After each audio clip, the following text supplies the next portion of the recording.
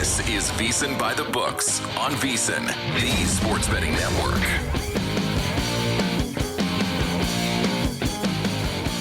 We are back, VSiN By The Books. Dave Ross, Jensen Lewis. Shout out to my guy, Timmy D, back there. Tim Doyle in Chicago. We're thinking of you, my friend. He was listening to us in our conversation with Sean Little. So we always love when people chime in and listen to the program. Also, my boy Ferdy Tolentino asked, have we done the Commanders preview yet, Jensen, for the draft? And if so, what day will it be? Tomorrow, Ferdy. It'll be tomorrow because they were, second overall last year.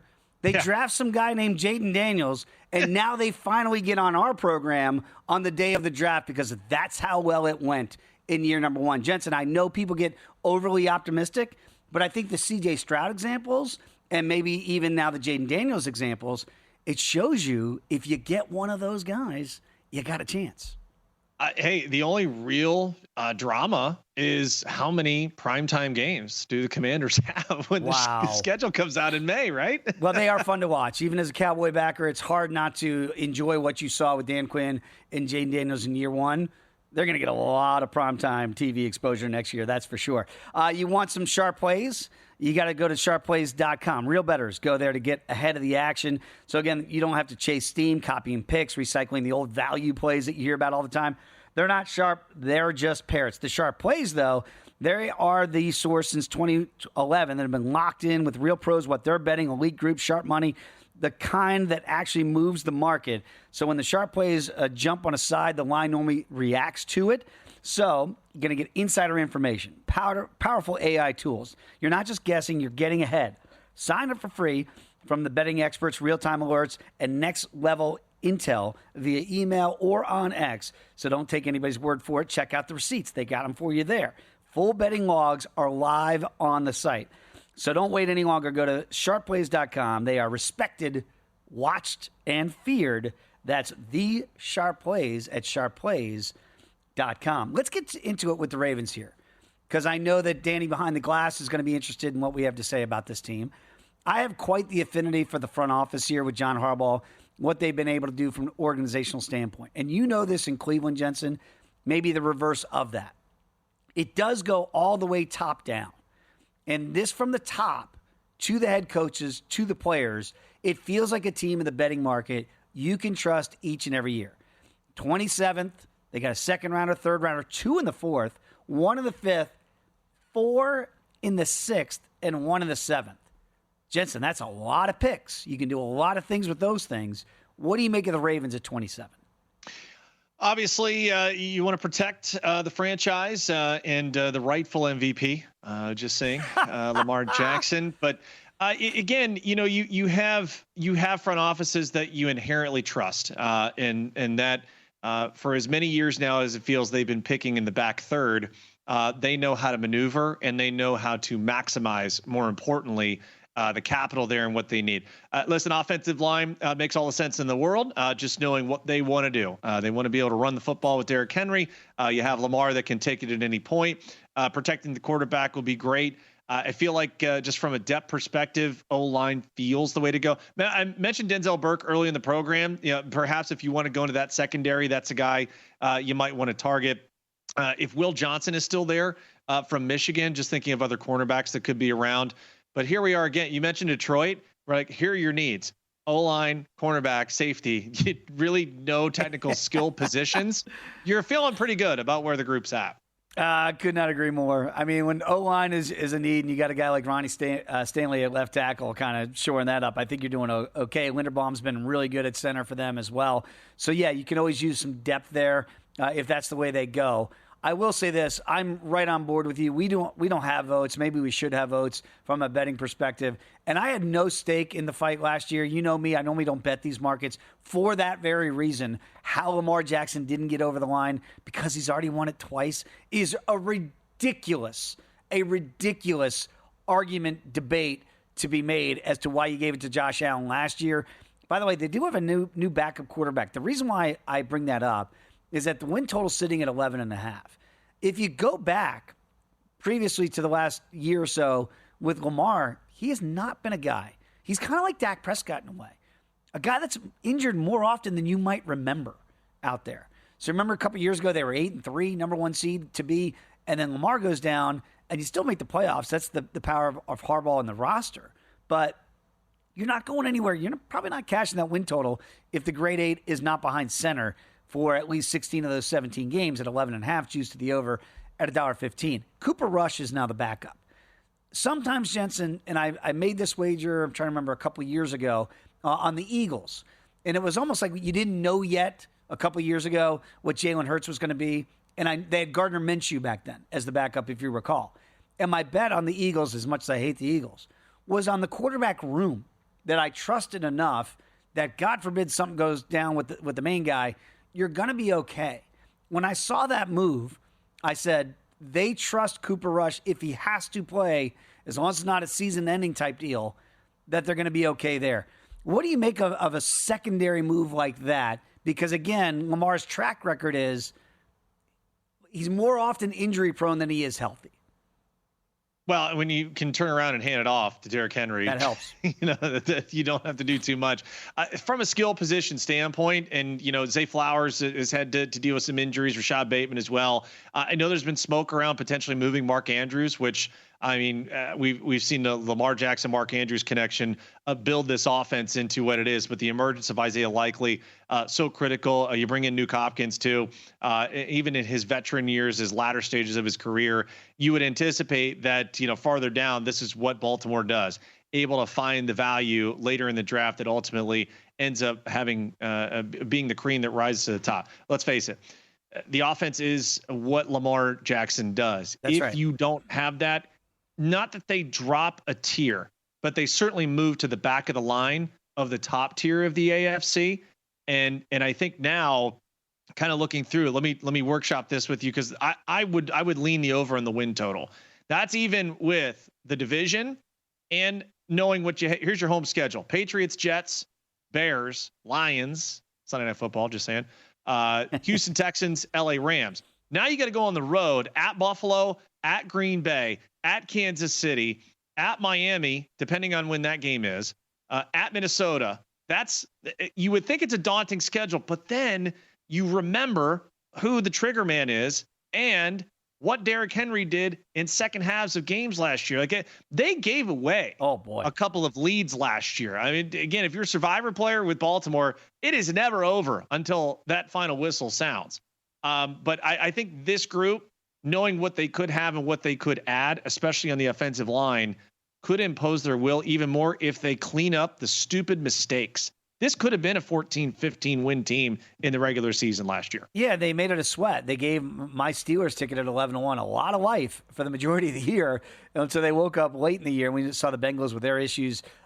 Certainly defensively, we're not able to stay in that fight in Cleveland. We know what happened there. So again, they are minus $1.30 odds on to win the division next year. And I understand why. I don't think I'd play that yet, because I'd like to see what the Bengals defense looks like now with a new coordinator there coming in from Notre Dame. By the way, in the odds market, D-line and edge, it's still plus money at plus $1.10 for that positional player to be drafted in the first round at 27. O-lineman is plus 350. Safety, you got a pretty good one already in Kyle Hamilton, is 4-1. Corner is 5-1. Linebacker 8-1. So you see that defense, right? 4 to the 5. All the plus money, by the way, are all to the defensive side of the ball. It feels like a very Harbaulian viewpoint of football, right? Like, we're going to keep going defense. Yes, wide receiver could be in play much deeper down the board. They're 12-1 to be the first pick. Maybe later on in the draft, they get some help there. And if you're thinking quarterback, think again. It's 250-1. And kicker, I know there's been a lot of talk about Justin Tucker. And maybe some of those wins they could have had if Tucker was the old Tucker. And now he's got these off-the-field issues that he's dealing with as well. I wonder if they address that position, but I don't think, obviously, that would be a first-round type decision. Yeah, and I don't know if that's a position in the draft that they are really focused on. I actually went back and looked, and let me throw a couple ideas with you as well. I think they do what they need to do from an offensive line and a secondary standpoint. But farther down, I was just looking at depth at receiver, okay, because they have been so good at being able to pluck some value in years past.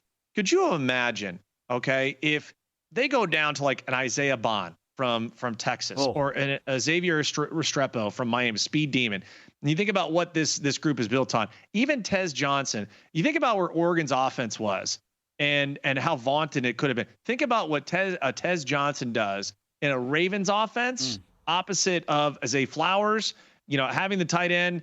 I mean, there are possibilities in the middle picks here, round 3, round 4, that I definitely feel Baltimore could capitalize on. It is interesting because I think people look at the special teams and they're going to go, what about Tucker? He was undrafted when they got him in 2012. And again, we'll figure out how all these things, the reports that have come up, but he feels like a Hall of Fame potential kicker to be just from the framework of what he's done on the field. So they didn't even spend capital on him back in the day. And I'm looking at guys like Harrison Butker at Kansas City. He was drafted by Carolina back in the 2017 draft. So he was drafted. But the point is sometimes I don't want to say waste capital, because I think if you get the right one and you get the right kicker, and I know Dallas feels pretty good about their standing in drafting a kicker, that is a philosophical organizational thing, right, Jensen? A lot of times we can go find a kicker. We don't need to necessarily waste it on a draft pick. No, you mean unless it's generational. Again, that's where you pay your scouts and really understand if that's draft capital that you want to use. I feel like they have more pressing needs that they're focused on. Yep. And if it is not that much of a difference at this point, what they think, because I think they do feel they could go find it elsewhere. When we come back, let's get to some of our best bets. Some of them will be draft related, others will be baseball related, and some leans that we might have in hockey and the NBA playoffs as well. That is next when you come back with us here at VSiN By The Books.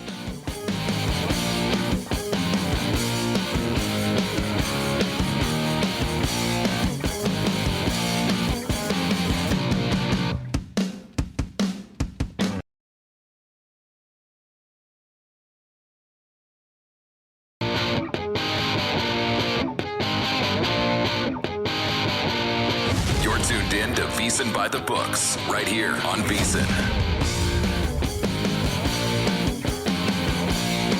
We are back, VSiN By The Books. Dave Ross, Jensen Lewis here with you. And we're going to have Adam Burke join us a little bit later on in this hour, talk some Major League Baseball as well. But let's get to it, Jensen. Some of our best bets, they are brought to us by G-Bank, the official bank of VSiN. And again, earlier in the program, we had Sean Little on, and we know he really likes, again, give him a follow at Chicago Flow, great follow on X.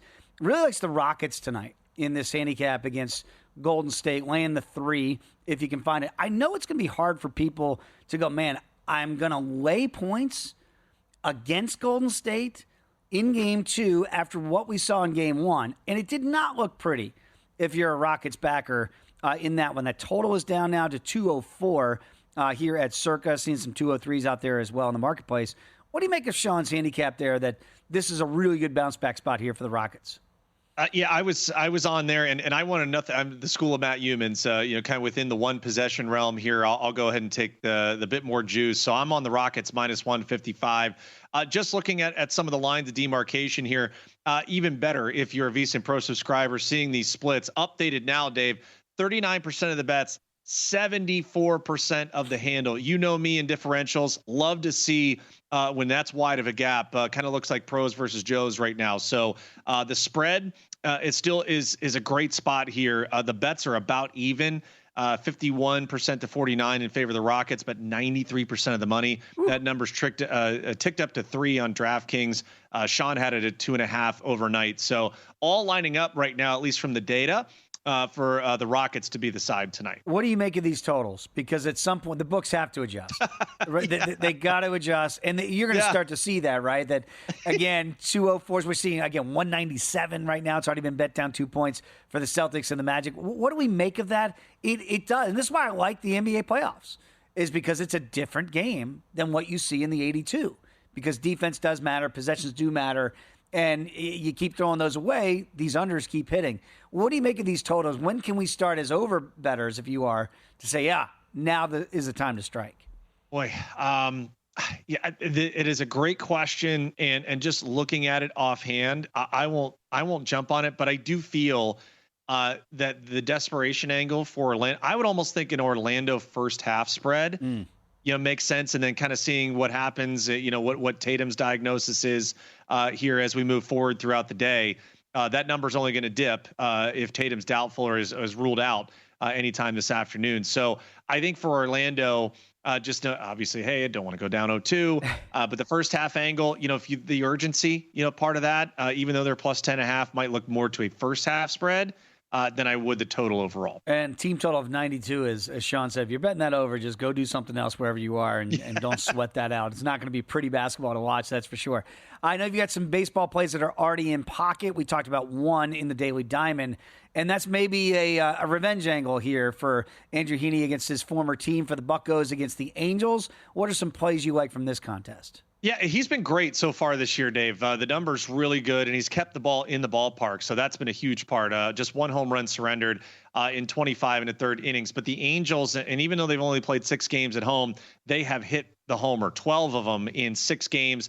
I do like both sides to be able to put up some runs tonight. So the over 9 is officially in pocket for me. Also going to some day baseball too. Reds and Marlins. It's a good matchup as far as the pitching. You have Sandy Alcantara, who's on the mound there for the Marlins. But the Reds also, Dave, one of those better day game scoring teams, and kind of anxious to see once lineups come out here in an hour or so.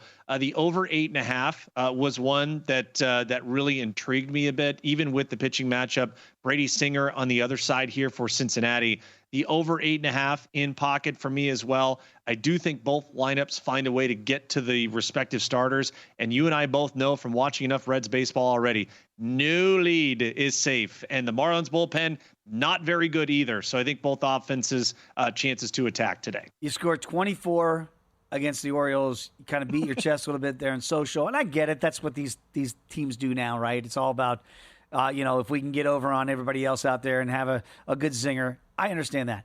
And then you lose 2 in a row to the Fighting Fish. And the offense just can't seem to get on track at all if you're Cincinnati so far. I mean, I'm that 8.5, it scares the bejesus out of me because I just don't – this lineup, I should be able to trust it, Jensen. And then as you mentioned, you're going up against Sandy here on Sandy Day if you're the Marlins. Like, should I start worrying about the Reds long term? Or is this just one of those deals where – yeah, we scored so many of them, and now we can't beat the Marlins in 2 games in a row with only 6 total runs? Well, it's why I said you could look at it on paper and say, all right, well, the pitching matchup, the way that Brady Singer and Sandy Alcantara have been, you should limit some offensive production. But I'm telling you, as a former reliever, when you look at some of the attrition that's happened already with the Reds, you're leaving yourself way more outs on an over. I would rather sweat them, trying to get 3 outs before giving up 3 runs than anything. We don't like to fade the Vandy guys, but maybe with the Rangers against the A's today, JP Sears is going to be on the bump here for the Athletics in Sacramento. I wonder if we're back to our overs as well. Kumar Rocker is going to be on the bump here for the Rangers. What do we make of this matchup here? And I'm seeing that total right now sitting at about 9. Yeah, no official play on this game just yet, but if you would like a lean or two, the A's team total over and even the full game, death taxes and the over in Sacramento, averaging at least those home games there, averaging 10.6 total runs combined between both teams. So we feel offense could be there. Also thinking about Kumar Rocker in and of himself. 4 or more runs allowed in both road starts so far in 2025 to be JP Sears on the other side for the Athletics. So Brent Rooker, a home run yesterday. Lawrence Butler, a home run yesterday. Marcus Semien finally breaking out for the Rangers. He has been very quiet. I do think we see with the right-hander Rocker on the hill, we'll get the left-handed prospect Nick Kurtz, who's going to be up and potentially make his major league debut later tonight.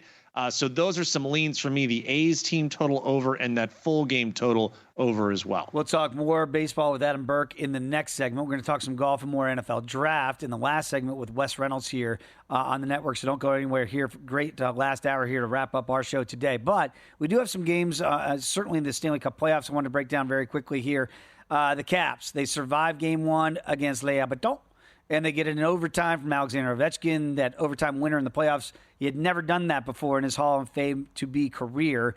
Back on the ice in D.C. In the DMV tonight.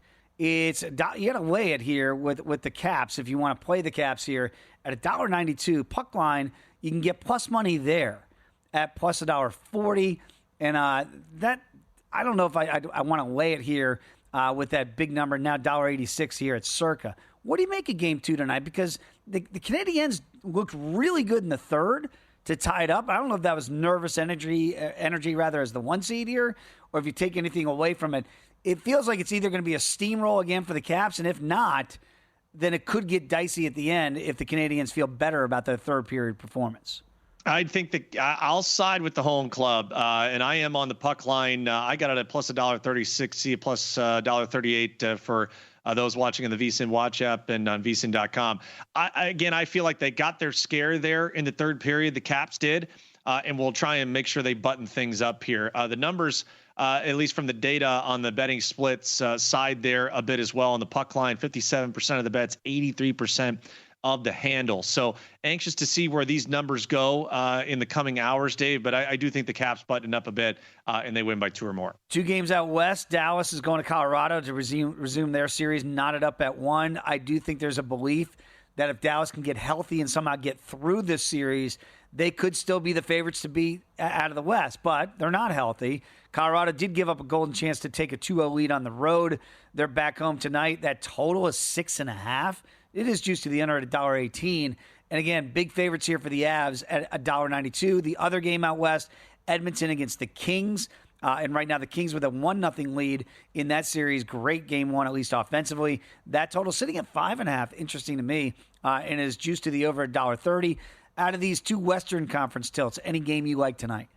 I'm going to lean the over in that Stars Avalanche game. 38% of the bets, 66% of the handle on the over 6.5. And ironically, Dave, that is the only 6.5 on the board for the next couple of days of games posted. Everything else is 5.5, but some clear differentiation right now in what the splits are telling me. No official play just yet. Kind of want to see where everything travels here in the next handful of hours, but that one definitely sticking out to me. Everywhere else you go on the board today and tomorrow, 5.5, 5.5, 5.5. Nope, not this one. You got 6.5 here for that total between the Stars and the Avs.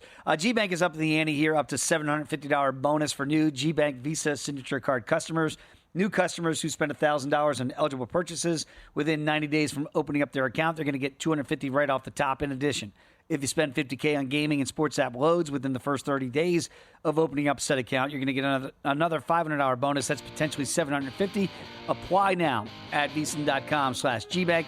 That's VSIN.com/GBank.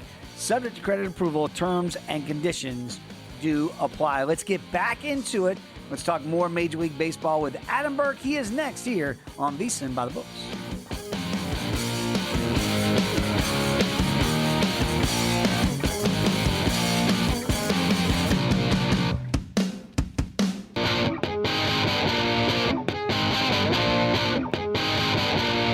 You're tuned in to VSiN By The Books, right here on VSiN.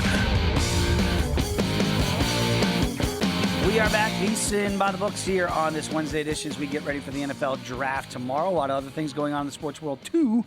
With more on that, we bring in our guy, Adam Burke, and give him a follow, as I do, on X at Skating Tripods. Joins us now here on the Progressive Guest Line. Adam, we're going to talk baseball, I promise. But the elephant in the room, you're a Cleveland guy. Jensen's you guys are Cleveland guys. You're drafted number 2 overall. What does Adam Burke want to see happen, and what will happen tomorrow night for the Browns? Well, what Adam Burke wants to see happen doesn't really matter. I've kind of figured that out, being a Cleveland fan for 38 years. They're going to take Travis Hunter. I mean, this was taken off the board the middle of last week, if not earlier, with who they were going to take at the number 2 pick. I think it'd be really interesting if they took Abdul Carter and wound up having him opposite Myles Garrett for the next 4 or 5 years. I thought that's something that would be really interesting, something you could truly build a defense around. Something that's going to help out your secondary, going to make it very hard for the opposition to game plan. But they're going to take Travis Hunter. I mean, it's a little bit surprising to me. I realize that Hunter's a unicorn, easily the most athletic player in this draft. But when you look at the way that they've acquired wide receivers, they haven't had a first-round pick since, Jesus was walking the earth. But, it is one of those things where they haven't taken wide receivers with early picks. The last time they did it was 2015 or 2016 with Corey Coleman out of Baylor. They get wide receivers with mid-round draft picks, Jerry Jeudy, Amari Cooper, Elijah Moore, pick swaps and, picks that they can afford to give up, stuff like that. Now they're going to take a wide receiver, number 2 overall. Maybe he is a truly elite player, and obviously he can play both sides of the ball, but I would have liked to have seen Carter just because I think you can find, some wide receivers, some pass catchers, but I don't think you can find a pass rusher, like Abdul Carter. And you certainly can't find one in free agency because they never get there. I love it. From your lips to Andrew Berry's ears, although I think they're probably closed with the way that he's talked about Travis Hunter the past month. Hey, you've got a great article right up on VSiN.com about road teams for Major League Baseball. I'm actually on the Phillies on the run line today at the Mets with Zach Wheeler there. I think they do avoid the sweep. But overall, what have you found? And for VSiN Pro subscribers and people that want to jump on there, what are you tackling there for MLB road teams? Yeah, so it's interesting because I wrote up this draft on Monday when I was flying back here to Vegas, and I posted it yesterday. But in the span since I wrote this, road teams are 5-18. So road teams have a win percentage right now in Major League Baseball of 38.6%. They were 5-10 last night. They were 0-8 on Monday. Typically, generally speaking, if you go back and look, and I looked at the last 5 full regular seasons, kind of cherry picked some random years in the 2000s as well. But if you look at the last 5 full Major League Baseball seasons, the road team win percentage is pretty much around 47.3, 47.4% in that range. Last year, last 2 years, it's been almost 48%. And this year, it's 38.6%. So I don't know why. I mean, we know that there's a lot of early season variance, but this is well off of a trend that's been very, very sticky, being around 47%. Each of the last 5 seasons, really throughout the 2010s on into the 2020s. I can't say I know why. I mean, I tried to look into it, look and see if the batted ball data was different for road teams. It's not. Home runs allowed by pitchers are pretty equal home and road. So I don't really know necessarily what it is. But I mean, look, the strikeout percentage is higher at home. The walk rate is lower at home. Umpire bias has always been a thing. We know that. That's kind of factored in all the time. That's why it's below 50%, right? That's why it's around 48%, 47% over the last several years. But right now, road teams just aren't having any success whatsoever in Major League Baseball, which means that it's been hard for underdogs to have success here so far because a lot of times those are road teams. The one thing I want to point out is people are going to say, well, Adam, the Rockies and the White Sox are horrible, right? I mean, they're just incredibly pathetic. Well, they were pathetic last year, too. 42 and 120 combined on the road, and road teams still won almost 48% of their games, and road teams not named the Rockies or White Sox won 49.4%. So I don't know what it is. I don't know if it's the early season, getting accustomed to the travel, all of that, but for some reason, road teams have been an outlier this season and have truly been terrible. In terms of trying to beat home teams. But yet maybe there's a play tonight that you see in Anaheim that you could look towards the road team and the Pirates, maybe a revenge spot here for the starting pitcher. You're getting plus $1.20 right now on the Buccos against the Angels. What do you see there that might lead you to the dog there? Yeah, I've been really impressed with Andrew Heaney so far. I've been impressed with the upgraded pitch mix that he's had. He's leveraging his curveball a lot more, and honestly, it's always been a really good pitch for him. I mean, he hasn't had tremendously high usage of it throughout the course of his career, but it's been a good pitch. And honestly, he has 3 pitches that are graded above average by Stuff Plus now that he brought that curveball back a little bit. So Heaney's, he's not a big strikeout guy this season. Typically, you see him miss a few more bats, but a lot more curveballs, a lot more changeups, fewer fastballs. I typically tend to like that. You're going to induce weaker contact with your secondaries and your breaking balls. And also, those are typically going to be better swing and miss pitches. And Jack Kohanowitz, the starter for the Angels here in this one, a lot of sinkers. Now, he throws hard, and he's able to command his sinker really well, but he doesn't miss a lot of bats, a lot of balls in play. That's typically scary for me. I think Heaney has a little bit more strikeout upside here, but the problem is, as it always is for betting on the Pirates, their offense is terrible. So that's the thing that I'm worried about a little bit here. Maybe I'll try to find a way to look at some Heaney player props, something like that. But the Pirates getting that plus money price there with Heaney returning back to Angel Stadium with his upgraded pitch mix. The Pirates definitely intrigue me here in terms of, just getting started looking at the card for today. Let's go also back to the West Coast and a guy that I think you and I had circled as far as a top prospect in Major League Baseball. Surprised he's actually up this quickly. Nick Kurtz, who is probably going to make his Major League debut against the right-hander Kumar Rocker. Dave and I have been pounding the table, death taxes and overs in Sacramento. Yes. I think tonight could be a fun one for both sides, but you lean the Athletics at home tonight against the Rangers.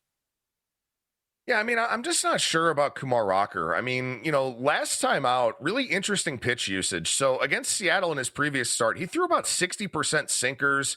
His slider rate usage was down. I think there was a little bit of a classification error where they were showing up as curveballs, but even still, I mean, it was down around 30%. It was his lowest slider usage of the season. Then in his last start, about 58% slider usage, and he had a good start in that one against the Angels. Struck out 8, gave up 3 runs over 7 innings. But he's very inconsistent pitch to pitch, and he only had 6 strikeouts over his first 3 starts. So I'm just not really sure about Rocker at this point in time. At least I know what JP Sears is, and I certainly do worry about him. He's a guy that's, had some home road splits in his career. I worry about him not being at the Coliseum anymore, where there's plenty of foul territory to steal at bats away from guys. Obviously the ball doesn't carry with that marine layer, and it's going to carry in Sacramento better, as we've seen here so far. But the Rangers have not been good against lefties so far this season. The A's offense has been really, really solid for the most part. They do hit for a lot of power. We did see a spark with the Rangers yesterday where they moved Marcus Semien down in the order and he wound up having a big game. But that was a fate of Osvaldo Bido for me. And that one actually wound up working out where I had Rangers first 5 team total over 2.5. Well, they scored 8 runs. They were taking advantage of a guy who was due for a lot of regression. Sears really isn't to me. So I think this is a spot where I'm going to wind up backing the A's, probably as a short favorite here, but we'll see, what happens when I shop around the market. If you're watching at VSiN.com, we put up the board of the game. I crack up every time I see the Athletics. Yeah. They don't even want Sacramento associated, even though that's where they're playing this year. Battle of the Beltway is going to resume in the DMV area, Orioles and Nats. And, there's not a lot of hatred there, like it is in Chicago for the Southsiders and the Northsiders here. But maybe Baltimore not feeling pretty good after getting whipped pretty good yesterday by the Nats. Could there be a revenge spot for the O's, or is this starting pitching just not very good?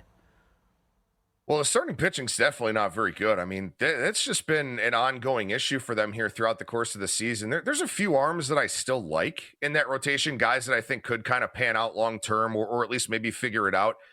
Tomoyuki Sagano is a guy that, I mean, right now, he's just not missing bats at all, and that's a very scary thing. Now, he's got a 3.43 ERA, but he's given up 4 home runs in just 21 innings, only has 8 strikeouts.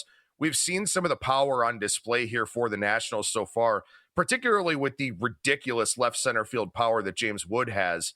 So I like what I've seen from the Nationals so far. I know they're 3 games under 500, but, their young hitters are maturing very quickly. They've added some veteran presence in this lineup as well. And I think Trevor Williams is a guy that you can talk about teaching an old dog new tricks. Yeah. He was really good last year before he got hurt. And a lot of it was due to altering his pitch usage. Fewer fastballs, more sliders, wound up being really effective. This year, he hasn't had great command of the slider. He's given up a 313 batting average, 359 batting average on balls in play. But the contact management metrics still are in line with his career averages. So I think he's a positive regression guy. And I think the O's right now are just, they're kind of struggling just all around. The offense hasn't been great. Starting pitching hasn't given them a chance most nights. If nothing else, I like the Nationals for the first 5. And then I'll decide what I think of their bullpen, as we will go throughout the morning here. Plus $1.20 to get that win. With the second pick with the NFL draft, the Cleveland Browns select Abdul Carter as Adam Burke rushes the stage in Green Bay. Burke, you're the best. We appreciate you, man. Give him a follow, everybody, at Skating Tripods on X. Edge Boost, if you haven't checked it out yet, you got to do it. First ever bank account that's built just for bettors. It's going to ensure all your gambling transactions are approved. No usage fees, no minimums. Earn cash back rewards. 100% approval for all of your betting deposits. Sign up today. EdgeBoost.bet. Use a promo code book, name of the show. Deposit $25. They're going to match it. EdgeBoost.bet.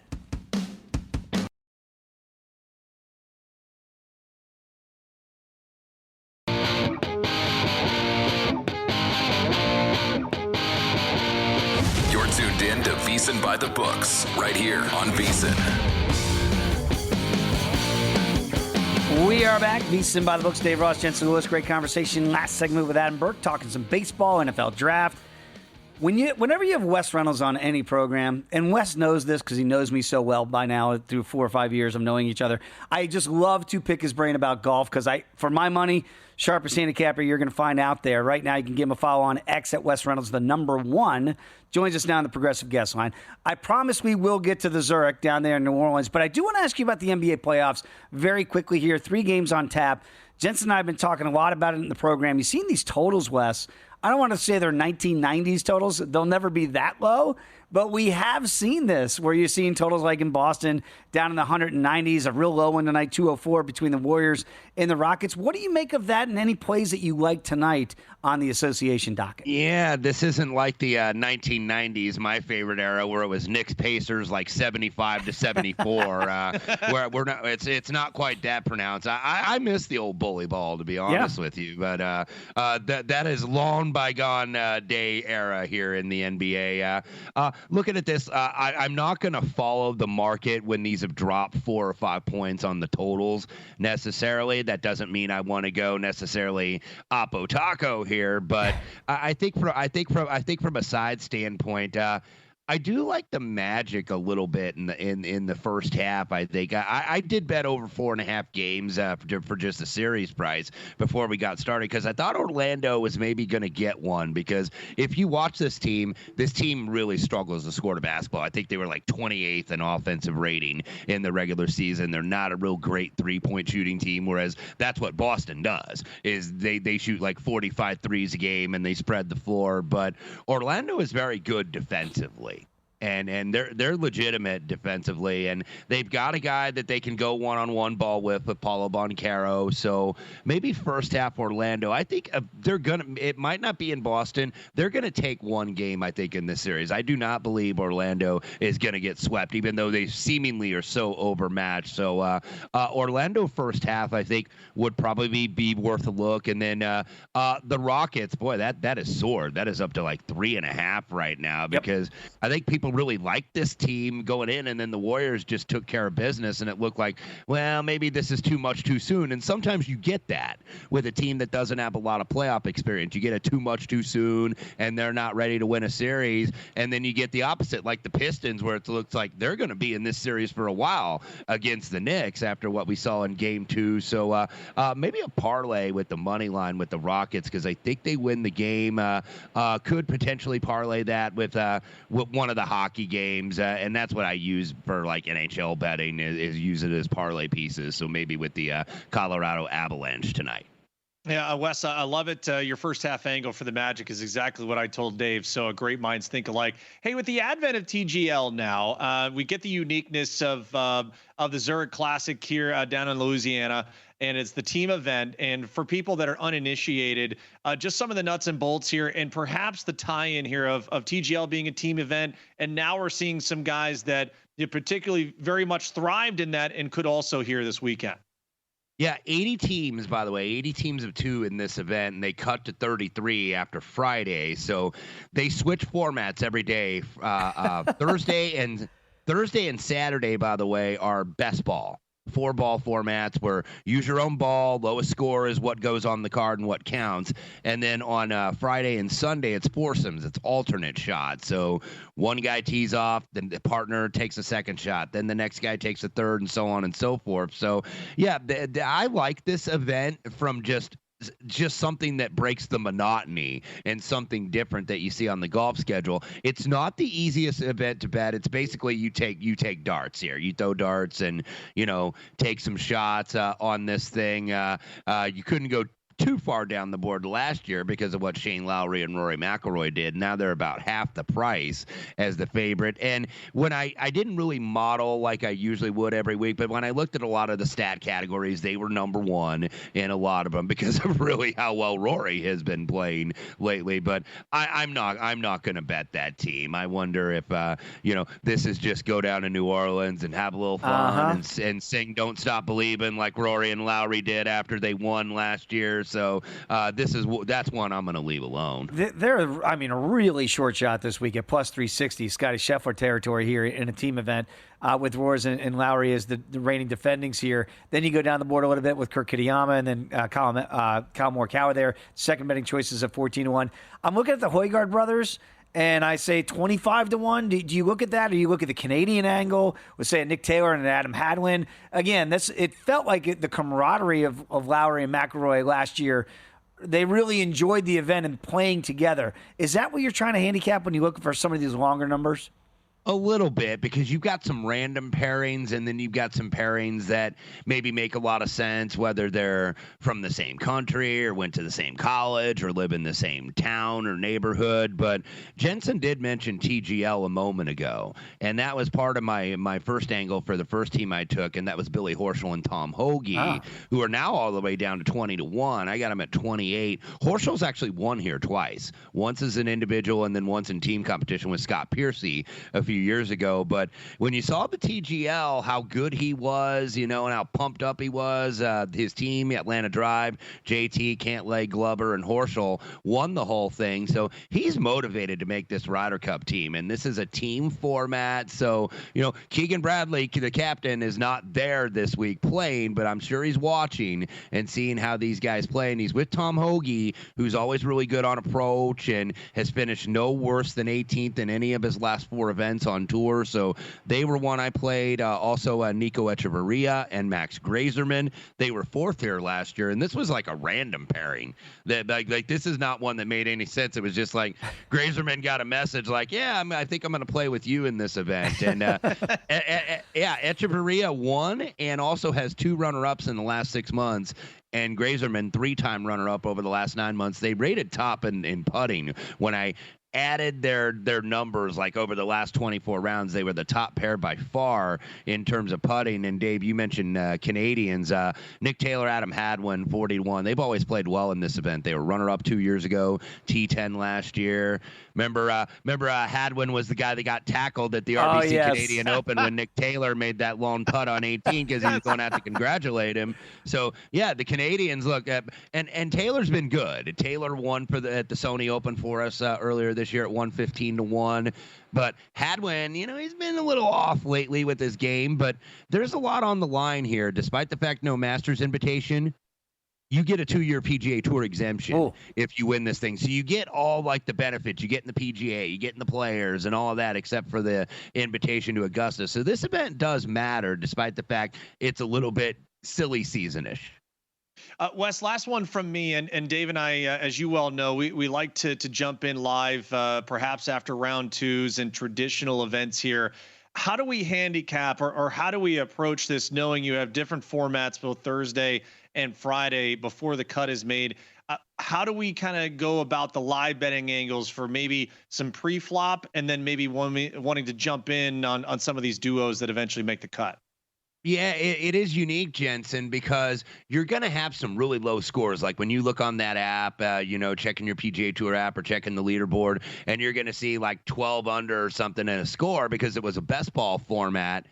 Some of these guys are going to drop, so you have the alternate shots. So that's where you really got to kind of do your homework on some of these teams and say, okay, who plays together, who kind of knows each other's games the best. Well, clearly, like somebody like the Højgaards would know each other very well, or Novak and Ben Griffin because they're both St. Simon's Island guys in Georgia. Same with Keith Mitchell and JT Poston. And then you want to look also at guys that have played this event maybe on multiple occasions, because a lot of these teams are new teams and have never played this event at least together. So that's what I would look at a little bit. And another twin angle, we talked about Rasmus and Nikolai, the Højgaards. How about the Pauls from Germany, Jeremy Paul and Yannick Paul, who were my long shot this week at 90-1. Jeremy was T2 at the Corrales Punta Cana last week. Yannick was T3 at the Volvo China Open on the DP World Tour. So you can find some guys down the board, I think, that really mesh well together. So don't just take like the 10-1s like you would maybe in like a signature event or something where it's really top heavy. Very quickly, 30 seconds, Wes, and obviously with Shane and Rory playing together, you look ahead to the last major of the year. That's going to be at Royal Portrush. That is where Shane Lowry is the reigning defending. Of course, Rory coming off this Masters win. What do you make of that event, and is that a bucket list for you? Because I know you did like Indy 500. You do these things in your life. Is that a bucket list destination place for you? Yeah, it is. I want to go over there, when it's rainy and nasty and cold and windy, and that's what like the Open should be. I had a friend actually it was Matt Brown here of VSiN who went down to the Masters on Friday last year, and it was cold and nasty, and it's like, no, it's got to be sunny and everything's got to be bloom. But you go to the Open, I don't want any sunshine. I want a cloud of darkness and rain and wind and nastiness, because that's what it should be. And a couple pints after the round is done. Absolutely. Wes, we appreciate you as always, my friend. Give him a follow at Wes Reynolds and the number 1. Don't go anywhere. Gil Alexander coming up next year. It is a numbers game on VSiN.